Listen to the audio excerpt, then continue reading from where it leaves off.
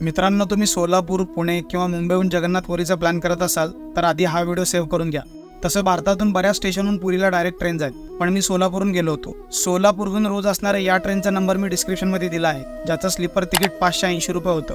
ही train भुवनेश्वरपर्यंतच आहे, तर तुम्ही आधी भुवनेश्वरला या। तिथून पुरी 60 किलोमीटर आहे, त्यामुळे ट्रेन 40 रुपये किंवा बस 60 रुपयांमध्ये मिळून जातील। आता इथे सुरू होतो पहिला स्कॅम।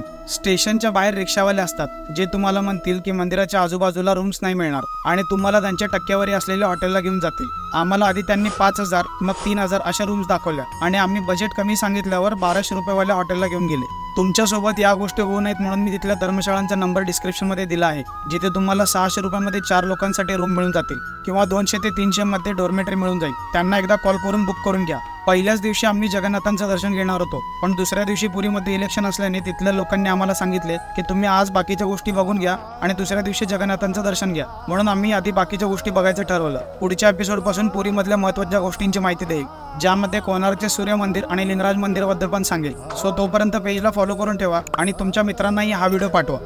धन्यवाद।